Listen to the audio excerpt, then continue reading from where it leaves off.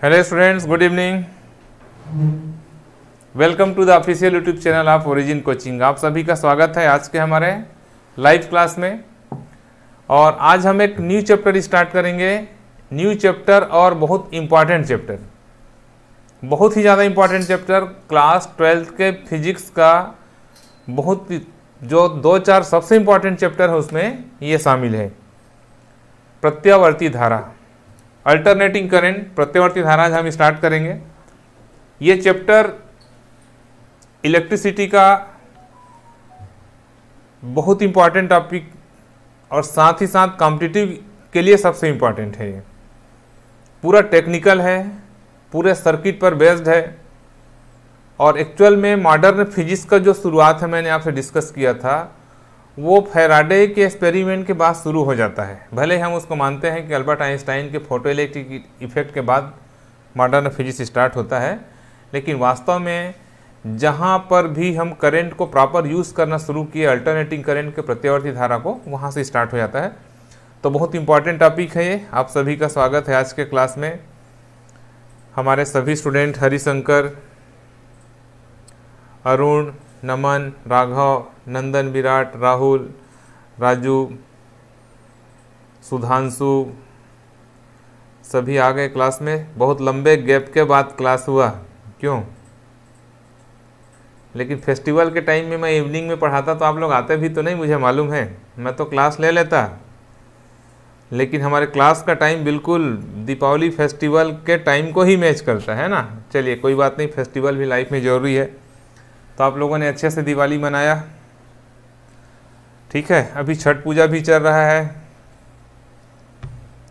कल छठ पूजा है, प्रोसेस तो चल ही रहा है। Okay, good evening, good evening. तो अल्टरनेटिंग करंट पढ़ने के लिए तैयार हैं सब लोग? मेरा आप लोग को क्लास की स्टार्टिंग से ही एक सजेशन है कि आप class continue without any gap आप इस क्लास को करिए, तो पूरा चैप्टर आपको तैयार हो जाएगा, क्योंकि ये चैप्टर पूरा टेक्निकल है। यदि आज पहले दिन के क्लास से आप प्रॉपर क्लास अटेंड करते हैं तो एक के बाद एक टॉपिक आपको अपने आप तैयार होता चला जाएगा। यदि आपने क्लास में गैप किया या बाय द वे किसी कारण से आप लाइव क्लास में नहीं आ पाए तो आप रिकॉर्डिंग को तैयार करके आइए, तो आपको पूरा चैप्टर तैयार हो जाएगा। ओके,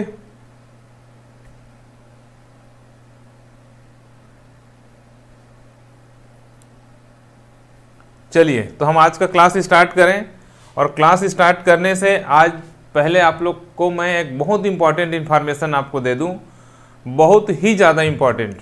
ये आपके लिए ये एक इम्पॉर्टेंट मैसेज देखो। अनअकैडमी रिवाइव करके जो टेस्ट लाया है आपके लिए, इस टेस्ट में आप नीट यूजी 2022 के प्रिपरेशन के लिए ये बहुत से प्राइस आप इसमें विन कर सकते हैं, आप जीत सकते हैं। ये हमारा एग्ज़ाम होगा 14 नवंबर 2 PM को। आप इसके लिए इनरोल कर सकते हैं और इस अनअकैडमी रिवाइव में यदि आप पार्टिसिपेट करते हैं तो आप उसमें बहुत से प्राइज़ आप पा सकते हैं। तो ये आपके लिए बहुत इम्पॉर्टेंट इन्फॉर्मेशन है। ये 14 नवंबर को ये होना है, टाइमिंग है 2 PM। आप इसमें मेरा कोड यूज़ करिए, जितेंद्र सर लाइव। इनरोल होने के लिए फ्री इनरोलमेंट है और फ्री इनरोलमेंट है। आप इसमें अनअकैडमी रिवाइव में यदि आप इनरोल करते हैं और इस एग्ज़ाम में आप अपीयर होते हैं तो आपको एक्साइटेड प्राइजेस आपको मिलेंगे और ये आपके लिए बहुत इंपॉर्टेंट है। नीट 2022 के प्रिपरेशन के लिए इसमें आपको 100% स्कॉलरशिप 100। नेक्स्ट क्लास में मैं आपको कंप्लीट इसका प्राइस का पूरा सिस्टम बता दूंगा आपको। ओके, नेक्स्ट क्लास में आपको बता दूंगा। फिलहाल आपको मैं आज ये इम्पॉर्टेंट इन्फॉर्मेशन दे देता हूँ कि आप इसमें इनरोल हो जाइए, ठीक है। ये 14 नवंबर को है 2 PM में, ये आप टाइम नोट कर लीजिए। और एक इम्पॉर्टेंट बात आप ध्यान में रखना कि जब आप इसमें इनरोल करेंगे तो ये हमारा कोड यूज़ कर लेंगे, जितेंद्र सर लाइव, आपको पता है हमारा कोड। तो जितेंद्र सर लाइव कोड आप यूज़ करेंगे और तो आप इसमें फ्री इनरोल हो जाएंगे। इसमें किसी प्रकार को आपको कोई फी नहीं देना है। ओके, तो आप नोट भी कर लीजिए, टाइमिंग नोट कर लीजिए और कोड यूज़ कर लीजिए, नोट कर लीजिए।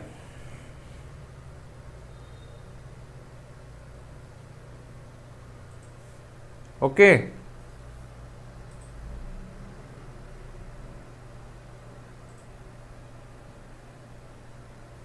चलिए तो क्लास स्टार्ट करते हैं हम अपना। और चैप्टर, न्यू चैप्टर है हमारा अल्टरनेटिंग करंट।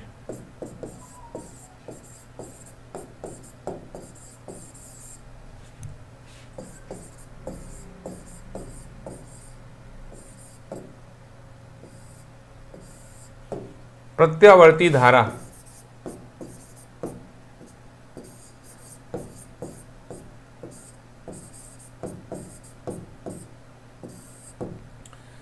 शॉर्ट फॉर्म में हम एसी कहते हैं। कभी भी मैं एसी कहूं तो आप समझ जाना कि प्रत्यावर्ती धारा के बारे में बात हो रही है। ठीक है,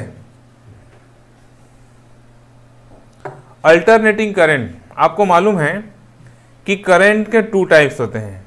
सबसे पहले हम अल्टरनेटिंग करंट और डायरेक्ट करंट, प्रत्यावर्ती धारा और दिष्ट धारा में थोड़ा डिफरेंस पर डिस्कस करेंगे, क्योंकि पढ़ना तो हमको इस चैप्टर में प्रत्यावर्ती धारा ही है, लेकिन दिष्ट धारा के साथ उसकी तुलना करने से कॉन्सेप्ट ज़्यादा अच्छे से क्लियर होता है। प्लस हमको दोनों धारा के बीच में डिफरेंस भी पता चलता है कि एसी करंट क्या है और डीसी करंट क्या है। ठीक है, राघव सिंह, ज्यामिति, मैथमेटिकल टूल्स में ज्यामिति मैंने पढ़ाया हुआ है। आप हमारे प्लेलिस्ट में जाके देखिए, हमारे चैनल के प्लेलिस्ट में आपको जाके देखिए तो आपको प्लेलिस्ट में मिलेगा कि हमने मैथमेटिकल टूल्स में ज्योमेट्री पढ़ाया हुआ है, वहाँ से आप पढ़ सकते हैं। बीच में कभी अपन टाइम निकाल के फिर पढ़ाने की कोशिश करेंगे। ठीक है,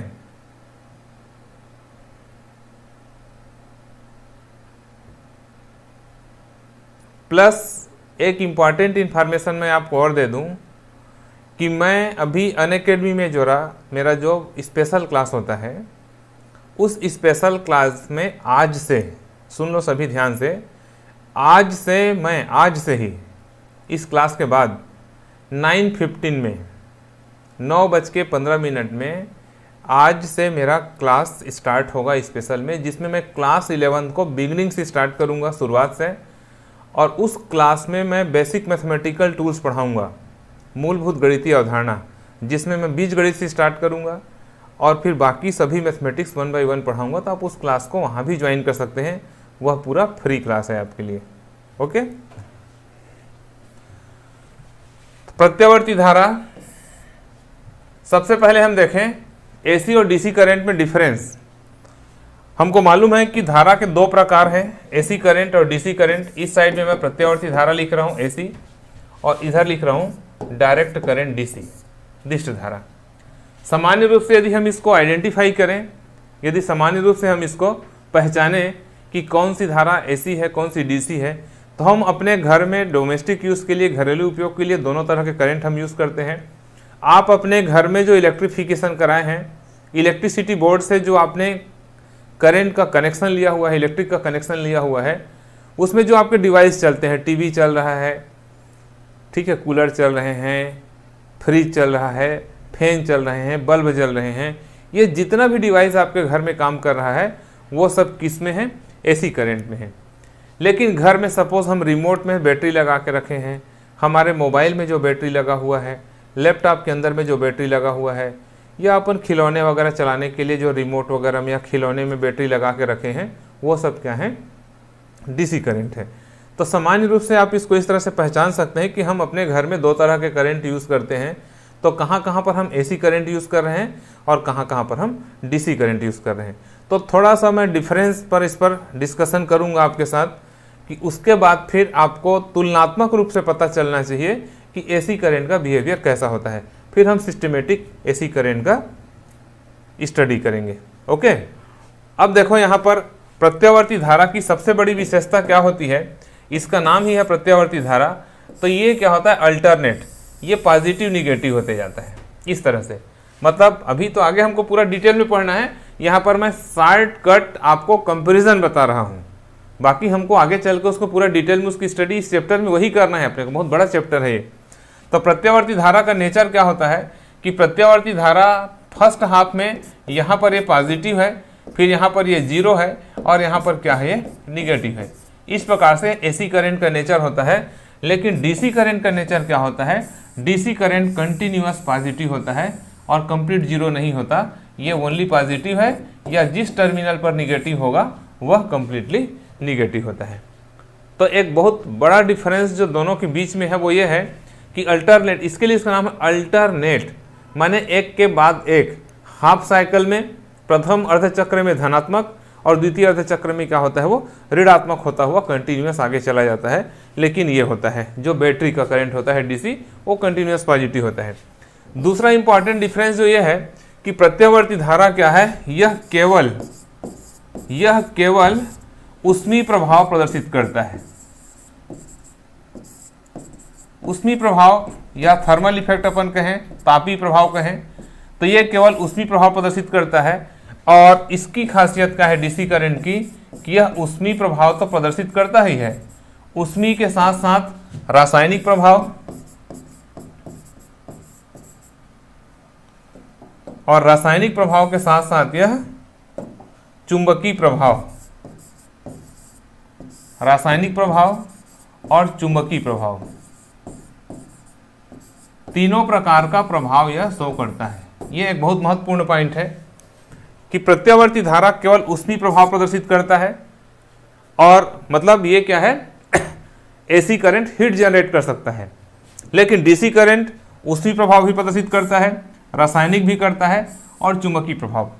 तो यहाँ पर कुछ समझने की बात है कि ऐसी क्या वजह है कि जिसके कारण ये एसी करंट ये दोनों प्रभाव, रासायनिक और चुंबकीय प्रभाव प्रदर्शित नहीं करता। तो इसको हम यहाँ पर थोड़ा सा एक्सप्लेन करते हैं, फिर आगे डिटेल में तो हमको पूरा पढ़ना ही है। क्या होता है कि आपको पता है कि रासायनिक प्रभाव के लिए, जैसे इलेक्ट्रोलाइट्स में विद्युत अपघट्य में जब इलेक्ट्रोड्स अपन डुबाते हैं, देखो इस तरह का सिचुएशन जब होता है, सपोज ये कोई विद्युत अपघट्य है और इस विद्युत अपघट्य में हमने इलेक्ट्रोड्स लगाया हुआ है। इसमें एक इलेक्ट्रोड ये कैथोड है, एक एनोड है, और इस प्रकार से इसके अंदर में विद्युत अपघट्य भरा हुआ है। तो सपोज इसके अंदर में जो विद्युत अपघट्य होता है, तो यहाँ पर जब हम इस पर इलेक्ट्रिसिटी पास करते हैं, तो इलेक्ट्रिसिटी पास करते हैं तो एक पॉजिटिव टर्मिनल होता है, एक निगेटिव टर्मिनल होता है जब वो बैटरी का करंट हो। लेकिन यदि हम इसमें प्रत्यावर्ती धारा प्रवाहित कर दें, तो प्रत्यावर्ती धारा का नेचर क्या है, ये पॉजिटिव होता है, निगेटिव, फिर पॉजिटिव, फिर निगेटिव होता है। इसका मतलब क्या है, जो टर्मिनल निगेटिव है वो द्वितीय अर्धचक्र में पॉजिटिव हो जाएगा। मतलब एनोड और कैथोड कंटिन्यूअस चेंज होते रहेंगे, एक सेकंड में 100 बार चेंज होते रहेंगे। आगे मैं बताऊंगा क्यों 100 बार होते हैं, अभी तो मैं आपको बार बार बता रहा हूं कि मैं ओनली आपको इंट्रोडक्शन दे रहा हूं, उसके डेप्थ में मैं इसके बाद में जाऊंगा। तो यदि हम क्या करें, उसमें प्रत्यावर्ती धारा प्रवाहित कर दें, तो कैथोड और anode proper permanent cathode anode हमको नहीं मिलेगा। तो इलेक्ट्रोलिसिस के बाद जो आयन उसके बनेंगे पॉजिटिव और निगेटिव, वो फिर क्या होंगे, आयोनाइज नहीं हो पाएंगे, या किसी एनोड या कैथोड के तरफ पर्टिकुलर वो नहीं जा पाएंगे। इस कारण से क्या होता है, यह रासायनिक प्रभाव शो नहीं करता। उसी प्रकार से चुंबकीय प्रभाव में क्या है कि मान लो हमको यहाँ पर कॉइल में परिनालिका पढ़े हो, यहाँ पर हमको जब हम डीसी करंट सप्लाई करते हैं, तो आपको पता है कि परिनालिका में जिस सिरे पर धारा क्लॉकवाइज प्रवाहित होती है वह साउथ पोल बनता है, और जो एंटी क्लॉकवाइज जिस सिरे पर प्रवाहित होती है वो नॉर्थ पोल बनता है। ये आपको परिनालिका में हमने पढ़ाया है। ये होता है डीसी करंट लगाते हैं तो। लेकिन सपोज हम वहाँ पर एसी करंट लगा दें, प्रत्यावर्ती धारा लगा दें, तो प्रत्यावर्ती धारा लगाएंगे तो क्या होगा, ये टर्मिनल अभी पॉजिटिव है, ये निगेटिव है, अभी ये पॉजिटिव है, ये निगेटिव है, एक में धारा क्लॉकवाइज में, एक में एंटी क्लॉकवाइज। मान लो हम यहाँ पर प्रत्यावर्ती धारा लगा दें, तो ये अभी पॉजिटिव है, नेक्स्ट हाफ में निगेटिव हो जाएगा, फिर नेक्स्ट हाफ में पॉजिटिव हो जाएगा। मतलब दोनों जो इसके सिरे हैं, इस कॉइल के जो दोनों सिरे हैं, वो लगातार प्लस माइनस होते रहेंगे, जिसके कारण कोई भी सिरा परमानेंट नॉर्थ पोल या परमानेंट साउथ पोल नहीं बन पाएगा और वह मैग्नेट की तरह बिहेव नहीं करेगा। तो मैं यहाँ पर आपको बताया कि एसी करंट ये दोनों प्रभाव क्यों शो नहीं करता। और ऊष्मीय प्रभाव में क्या होता है, ऊष्मीय प्रभाव में कोई प्रॉब्लम नहीं है, क्योंकि हम जब धारा प्रवाहित करते हैं तो हमको पता है कि हीट जो होता है वह रेजिस्टेंस के डायरेक्टली प्रोपोर्शनल होता है। ये हमने ओम के नियम में पढ़ा है कि प्रतिरोध जो होता है ऊष्मा के समानुपाती होता है। जितना ज़्यादा तार का प्रतिरोध होगा वह उतना ही ज़्यादा ऊष्मा उत्पन्न करता है, फिर चाहे वह डीसी करंट हो चाहे एसी करंट क्यों ना हो। तो एक बहुत महत्वपूर्ण डिफरेंस है जिसको आपको ध्यान में रखना है कि प्रत्यावर्ती धारा केवल ऊष्मीय प्रभाव शो करता है और वह चुंबकीय और रासायनिक प्रभाव शो नहीं करता, जबकि डीसी करंट क्या होता है वह तीनों प्रभाव शो करता है। ओके, तीसरा एक बहुत महत्वपूर्ण डिफरेंस इसमें है जो आपको जानना जरूरी है। वो तीसरा डिफरेंस क्या है कि मान लो अपने पास ये कोई केबल है, ये तार है, तो जब किसी तार में हम प्रत्यावर्ती धारा को प्रवाहित करते हैं, जब हम किसी तार में, मान लो ये मैं जो पेन रखा हूँ, ये पेन यदि कोई कंडक्टर वायर है और इसमें जब मैं एसी करंट प्रवाहित करूँगा तो करंट जो होता है वह केवल तार के सरफेस पर फ्लो होता है, केवल उसके बाहरी सतह पर फ्लो होता है। मतलब जब किसी चालक तार में धारा प्रवाहित की जाती है तो वह धारा केवल तार के बाहरी सतह में प्रवाहित होता है यदि वो एसी करंट हो तो। लेकिन यदि वो डीसी करंट हो, जैसे यहाँ पर हम धारा प्रवाहित करने की बात करें तो धारा इसमें प्रवाहित केवल इसके सतह पर होगा, तार के बाहरी सतह पर होगा, आउटर सरफेस पर। बात आप समझ गए होंगे कि तार के अंदर कोई धारा प्रवाहित नहीं होती यदि वह एसी करंट है तो। लेकिन वहीं पर यदि हम डीसी करंट की बात करें तो डीसी करंट में क्या होता है, मान लो ये केबल है तो केबल के अंदर में जो धारा प्रवाहित होती है वो पूरे केबल में, ये पूरे केबल के अंदर में धारा प्रवाहित होती है। देखो बहुत इंपॉर्टेंट डिफरेंस है ये, एक बार और ध्यान से सुनो। प्रत्यावर्ती धारा केवल चालक तार के बाहरी सतह पर प्रवाहित होती है, लेकिन दिष्ट धारा जो होती है वह तार के अंदर भी प्रवाहित होती है। इसी कारण से, यही कारण है कि हम चौथा पॉइंट में इस पर बात कर सकते हैं कि जब हमको एसी करंट प्रवाहित करने के लिए तार बनाना होता है तो हम उसका गुच्छेदार तार बनाते हैं, बंच में बनाते हैं। आपको इस बात का प्रैक्टिकल एक्सपीरियंस होगा कि घर में जो इलेक्ट्रिफिकेशन करते हैं उस तार के प्लास्टिक का जो इंसुलेटर लगा रहता है, प्लास्टिक का जो ऊपर में कवर लगा रहता है, उसको आप छील के देखो तो अंदर में बहुत से तार निकलते हैं। तो वो तार एसी करंट को प्रवाहित करने के लिए बनाया गया है। इसका मतलब ऐसा मत समझ लेना कि उस तार में डीसी करंट प्रवाहित नहीं होगा। किसी भी तार में एसी करंट और किसी भी तार में डीसी करंट प्रवाहित किया जा सकता है, पर बेटर कौन होता है हम इसके बारे में बात कर रहे हैं। तो एसी करंट के प्रवाहित करने के लिए वह तार बेटर है जो गुच्छे में बना हो, मतलब बहुत से तार एक साथ पतले पतले तार करके रखा गया हो। क्यों? ऐसा करने से क्या फायदा होगा? ऐसा करने से तार में प्रवाहित होने वाली धारा को ज्यादा सरफेस एरिया मिलेगा। क्यों? क्योंकि उसका नेचर है कि उसको केवल बाहरी सतह में प्रवाहित होना है। जबकि जब हमको डीसी करंट प्रवाहित करना होता है तो उसके लिए हम सिंगल केबल यूज करते हैं, एक मोटा तार सिंगल। जैसे लैब वगैरह अपन बैटरी लगा के जब सर्किट बनाते हैं मीटर ब्रिज का प्रयोग करने के लिए या पोटेंशियोमीटर विभव मापी का प्रयोग करने के लिए, तो वहां पर जब हम सर्किट करते हैं तो सर्किट में हम सिंगल वायर यूज करते हैं। उसके लिए स्पेशल वायर आता है, सिंगल वायर। क्यों? क्योंकि वहां पर धारा को पूरा तार के अंदर से प्रवाहित होना है, तो तार को गुच्छेदार बनाने की जरूरत नहीं है। तो ये कुछ प्रैक्टिकल अप्रोच है जिसको आपको फिजिक्स में जानना चाहिए। वो एग्जाम में आएगा नहीं आएगा वो बात की बात है, लेकिन डेली लाइफ में चूंकि इन चीज़ों को यूज होता है तो ये बहुत इंपॉर्टेंट बात होती है कि हमको इन चीज़ों का नॉलेज होना चाहिए। ओके, तो ये कुछ इंपॉर्टेंट पॉइंट मैंने आपको बताया।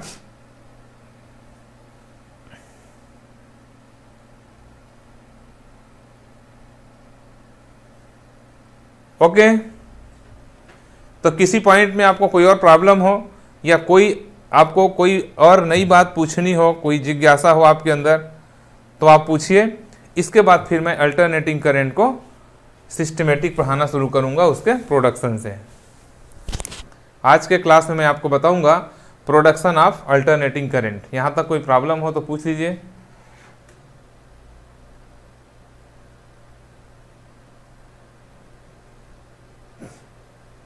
Any doubt?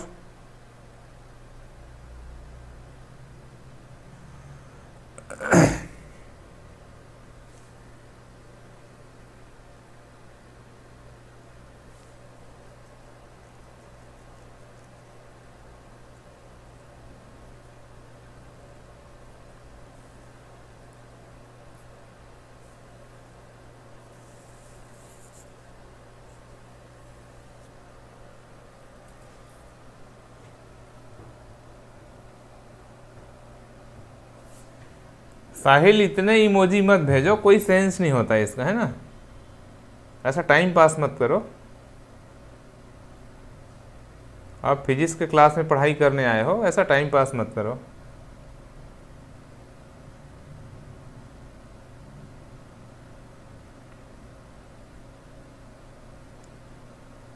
स्वप्रेरण अन्योन प्रेरण का पूरा टॉपिक हो गया है सिद्धार्थ। आप बाकी रिकॉर्डेड क्लास देखिए, मैंने वहाँ पर भंवर धारा तक पढ़ा दिया है, भंवर धारा और उसका अनुप्रयोग, ठीक है, वो सब पढ़ा दिया है। बाकी कुछ छोटे मोटे मैथमेटिकल हैं, ज़्यादा काम के नहीं हैं।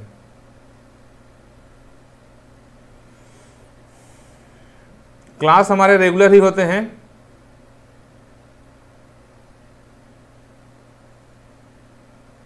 बस अभी बीच में फेस्टिवल के नाम से कुछ दिन क्लास नहीं हुए।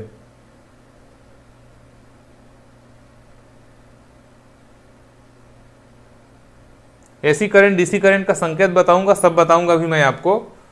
डीसी करंट का संकेत ये होता है, ये आपको पहले से पता है, और प्रत्यावर्ती धारा का संकेत होता है ये। अभी मैं आपको इसका कारण बताने वाला हूं कि क्यों ऐसा लिया जाता है। चलिए, अभी तो स्टार्ट भी नहीं हुआ है क्लास हमारा, ये तो पूरा इंट्रोडक्शन है। अब हम देखते हैं production of AC current.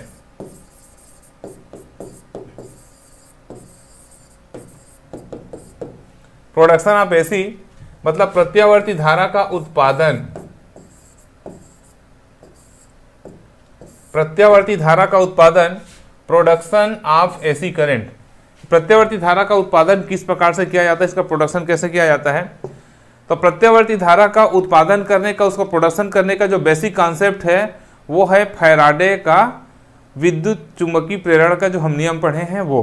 Faraday के नियम में हमने क्या पढ़ा है कि जब कभी चुंबक और कुंडली के बीच में आपेक्षिक गति होती है तो प्रेरित विद्युत वाहक बल उत्पन्न होता है। मैंने आपको बताया था कि फैराडे का वो छोटा सा जो एक्सपेरिमेंट है वो आगे चल के बहुत बड़ा रूप लिया।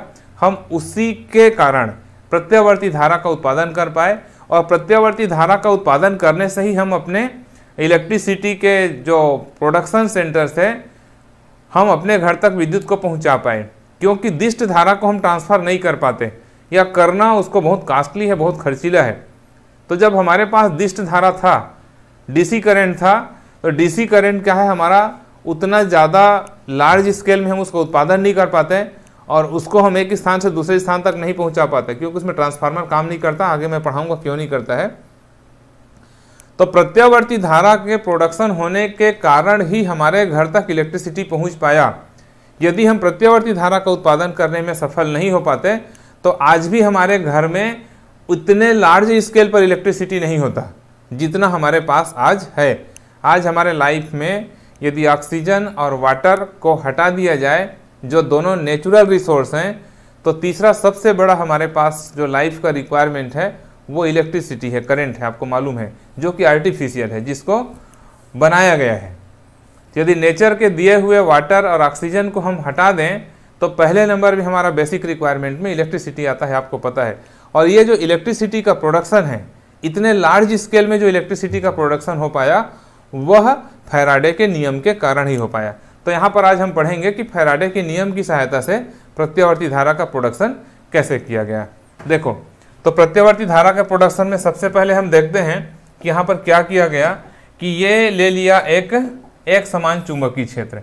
ये जो मैं लाइन ड्रा किया हूँ यहाँ पर, ये एक समान चुंबकीय क्षेत्र है, और इसके चुंबकीय क्षेत्र की तीव्रता मान लो B है। इस एक समान चुंबकीय क्षेत्र में इस प्रकार से एक कॉइल, एक तार लिया गया। ये एक सिलेंड्रिकल शेप में हमने इसमें कॉपर के तार को लपेट दिया। सपोज इसमें हमने कॉपर का तार लपेटा हुआ है, ये दैट मीन्स ये कॉइल है। ये कॉइल लिया गया इस तरह से, और इस कॉइल को अपने एक्सिस पर, इस कॉइल को अपने एक्सिस पर रोटेट होने के लिए फ्री किया गया। माने इस कॉइल को क्या कर रहे हैं, हम रोटेट कर रहे हैं, घुमा रहे हैं। तो ये कॉइल क्या हो रहा है, पूरा इस एक समान चुंबकीय क्षेत्र में घूम रहा है, और वह इनिशियल कंडीशन में, सपोज अपने इनिशियल कंडीशन के साथ, चुंबकीय क्षेत्र के साथ में क्या है, थीटा कोण बनाया हुआ है। इसका कोणीय वेग क्या है, ओमेगा है, और टी समय पर यह अपने इस पोजीशन से इस पोजीशन तक मूव हुआ है, और अपने केंद्र में उसने थीटा कोण बनाया है। देखो, फैराडे ने क्या बताया था कि जब कभी कुंडली और चुंबक के बीच में आपेक्षिक गति होगी तो फ्लक्सों की संख्या में परिवर्तन होगा, और इन्हीं फ्लक्सों की संख्या में परिवर्तन के कारण प्रेरित विद्युत वाहक बल उत्पन्न होगा। यह बात फैराडे ने अपने विद्युत चुंबकीय प्रेरण के नियम में बताया था। तो यहाँ पर हमने क्या किया, एक चुंबकीय क्षेत्र उत्पन्न किया। आज भी जो इलेक्ट्रिसिटी का प्रोडक्शन हम लार्ज स्केल में कर रहे हैं पावर प्लांट में, उसका बेसिक कॉन्सेप्ट यही है कि टरबाइन को जब घुमाया जाता है तो टरबाइन में पावरफुल मैग्नेट होता है और कॉइल होते हैं, और दोनों के बीच में आपेक्षिक गति होती है। टरबाइन और कॉइल के बीच में आपेक्षिक गति होती है, और उसी आपेक्षिक गति के परिणाम स्वरूप हमको इलेक्ट्रिसिटी प्राप्त होता है। उसको हम यहाँ पर थ्योरेटिकल और मैथमेटिकल दोनों यहाँ पर हम देखेंगे। तो इस प्रकार से जब इसको रोटेट कराया जाता है तो यहाँ पर इलेक्ट्रिसिटी का प्रोडक्शन होता है। अब देखो यहाँ पर हम इसका कैलकुलेशन करें तो कैलकुलेशन में सबसे पहले देखो कि चूंकि हमको पता है ओमेगा इक्वल टू होता है थीटा अपॉन टी, कोणीय वेग बराबर कोणीय विस्थापन बटे समय, ये हमको मालूम है। दैट इम्प्लाइज यदि हम इसको थीटा के लिए लिख लें तो थीटा इक्वल टू क्या हो जाएगा, omega into T. This is relation number first. ये हो गया थीटा का मान। अब हम निकाल लेते हैं फ्लक्सों की संख्या, चुंबकीय फ्लक्सों की संख्या, क्योंकि फ्लक्सों की संख्या में परिवर्तन के कारण ही प्रेरित विद्युत वाहक बल उत्पन्न होता है। तो फ्लक्सों की संख्या को यदि हम फाई से प्रदर्शित कर दें तो फाई इक्वल टू होता है N A B cos theta. ये फ्लक्सों की संख्या का फार्मूला है, N A B cos theta, जहां पर एन क्या है, इस कुंडली में फेरों की संख्या है। जितने बार, सपोज 100 बार हमने तार को लपेटा है तो एन का वैल्यू 100 हो जाएगा। यहाँ पर ए क्या है, इसके अनुप्रस्थ काट का क्षेत्रफल। ये जो कुंडली हम यूज किए हैं यहाँ पर घुमाने के लिए, उसके अनुप्रस्थ काट का क्षेत्रफल है। और बी क्या है, चुंबकीय क्षेत्र की तीव्रता, जितने तीव्रता के चुंबकीय क्षेत्र में हमने अपने कॉइल को घुमाया। और थीटा यहाँ पर क्या है, केंद्र पर बना कोण, मतलब कोणीय विस्थापन। तो फ्लक्सों की संख्या का फार्मूला होता है phi equal to N A B cos theta. अब इसको हमको विद्युत वाहक बल में परिवर्तित करना है, तो हम क्या करेंगे, टी के सापेक्ष इसका अवकलन करेंगे। ठीक है, तो टी के सापेक्ष अवकलन करने पर, टी के सापेक्ष अवकलन करने पर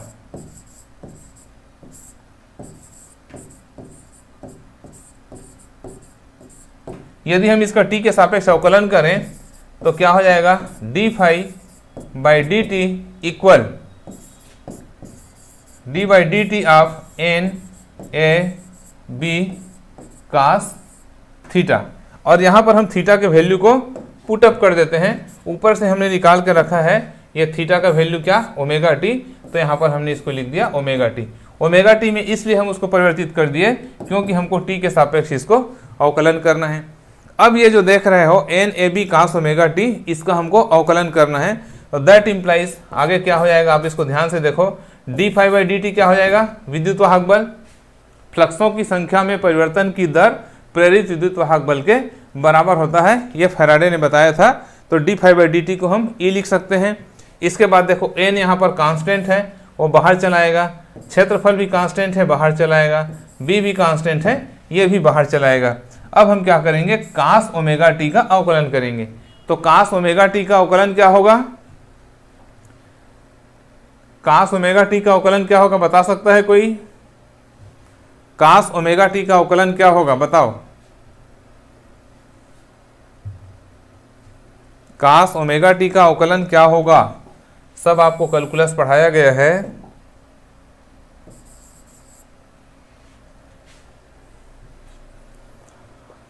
sign omega t minus sine omega t upon omega. Harsh Dubey.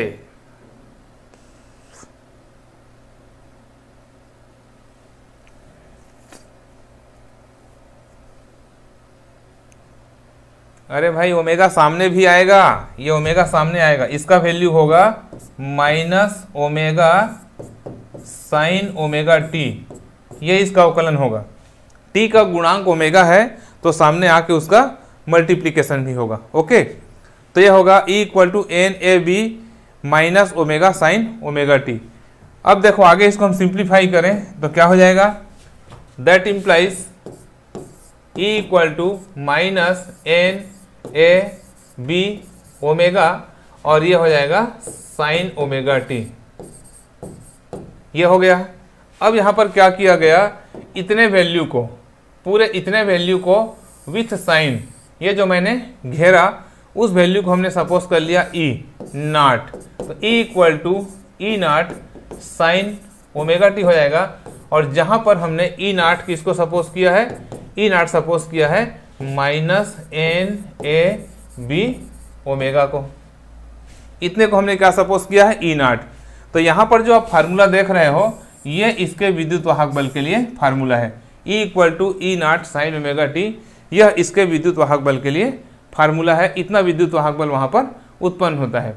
अब यदि हम इस फार्मूला को विभव के लिए लिखना चाहें तो विभव के लिए लिख सकते हैं v equal to V naught sine omega t, इसको विभव के लिए लिख सकते हैं ये। और इसी को यदि हम धारा के लिए लिखना चाहें तो इसको अपन v अपान आर, दोनों पक्षों में r का भाग दे दें तो v naught upon R into sine omega t हो जाएगा। और that implies v upon R क्या हो जाएगा, i equal to V naught upon R हो जाएगा i नॉट, और ये साइन ओमेगा टी, ये धारा के लिए फार्मूला हो जाएगा। तो ये जो तीन फार्मूला आप यहाँ पर देख रहे हो, E equal to E naught sine omega t, ये प्रत्यावर्ती धारा के विद्युत वाहक बल के लिए फार्मूला है। V equal to V naught sine omega t, ये इसके विभवांतर के लिए फार्मूला है। और I equal to I naught sine omega t, ये इसके धारा के लिए फार्मूला है। क्लियर? तो ये है प्रत्यावर्ती धारा का प्रोडक्शन। इसके बाद हम यहाँ पर पढ़ेंगे इसके डिफरेंट टर्म्स को, ठीक है? ओके।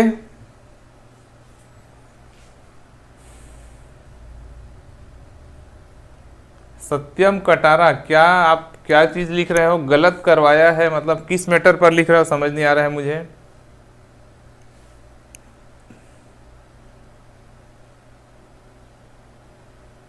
क्या चीज गलत करवाया बोल रहे हो सत्यम?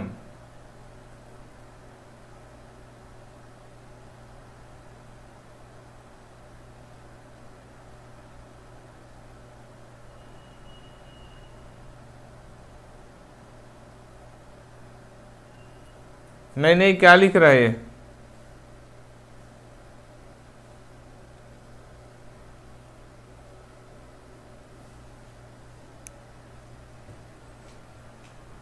किस मैटर पर?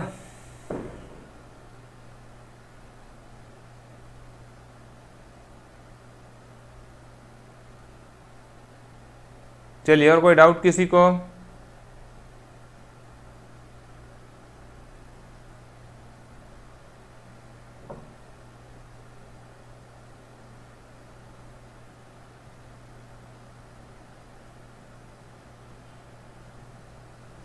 चलिए, अब यहाँ पर हम डिस्कस करें I equal to I naught sine omega t पर। तो देखो यहाँ पर I equal to I naught sine omega t. तो यहाँ पर कोई बता सकता है कि ये ओमेगा टी को हम क्या कहते हैं? ओमेगा टी को क्या कहा जाता है? ओमेगा टी को किस नाम से जाना जाता है?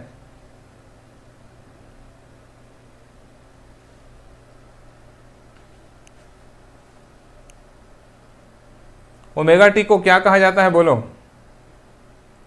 Subhash, very good very good. क्या बोलते हैं?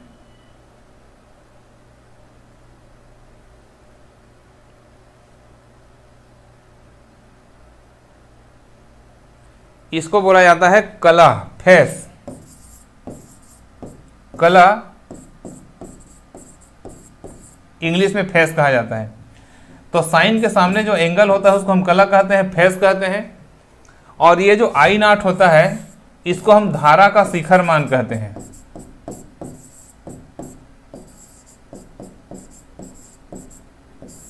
इसको हम धारा का शिखर मान कहते हैं। Okay, peak value of current, peak value of current. शिखर मान का मतलब होता है अधिकतम मान। तो I equal to I naught sine omega t जो आपको बताया गया, इसमें इसको धारा का शिखर मान कहते हैं, आई नॉट को पीक वैल्यू, और ओमेगा टी को कहते हैं कला। और कला का काम क्या है? कला का काम है धारा की परिमाप, ठीक है, इसका दिशा बताना, ठीक, स्थिति तथा दिशा बताना। कला का काम क्या है? धारा की स्थिति तथा दिशा, पोजीशन एंड डायरेक्शन। कल के क्लास में मैं आपको इसके लिए ग्राफ समझाऊंगा, तो आपको ये पूरी बात समझ में आ जाएगी।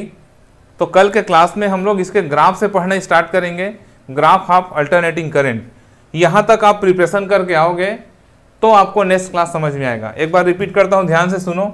I equal to I naught sine omega t में आई नॉट धारा का शिखर मान कहलाता है, peak value of the current. और साइन ओमेगा टी में जो ओमेगा टी है उसको हम हिंदी में कला कहते हैं, इंग्लिश में फेस कहते हैं। कला का काम है किसी पर्टिकुलर टाइम पर, किसी क्षण विशेष पर प्रत्यावर्ती धारा की स्थिति तथा दिशा बताना। मतलब प्रत्यावर्ती धारा के स्थिति तथा दिशा बताने वाले कारक को हम क्या कहते हैं? कला कहते हैं। तो यहाँ पर क्या है, यहाँ तक आपको प्रिपेयर करके आना है कल के क्लास में। तो कल के क्लास में हम इसके ग्राफ पढ़ेंगे, और ग्राफ पढ़ने के बाद हम धारा का और औसत मान, धारा का वर्ग, माध्य, मूल मान, ये सब पढ़ेंगे। बहुत बड़ा चैप्टर है, बहुत इंपॉर्टेंट चैप्टर है। तो ये चैप्टर आपको रेगुलर आके बहुत ध्यान से पढ़ाई करना है। यदि एक बार फिर मैं आपको याद दिलाता हूँ, यदि आप क्लास में इरेगुलर रहे, मतलब गैप कर करके आए या बिना पढ़े क्लास में आए, तो चैप्टर आपको अच्छे से समझ में नहीं आएगा। यदि आप क्लास रेगुलर आते हो और जो मैं पढ़ाया उसको आप रिवाइज करके आते हो, तो 100% जब एक चैप्टर कंप्लीट होगा तो आप 90% प्रिपेयर हो चुके रहेंगे। ये मेरा कमिटमेंट है। लेकिन ये दो काम आपको करना पड़ेगा। पहला ये कि हर क्लास आपको अटेंड करना पड़ेगा, दूसरा जो पढ़ाया उसको रिवाइज करके आना पड़ेगा। ओके, तो नेक्स्ट क्लास में मिलते हैं, और नेक्स्ट क्लास में फिर हम इसको आगे कंटिन्यूअस करते हैं। ओके, और कोई प्रॉब्लम तो नहीं किसी को? एक बार स्क्रीनशॉट लेना है, मैं हट जाता हूँ स्क्रीन के सामने से, या फिर आपको जो भी लिखना है।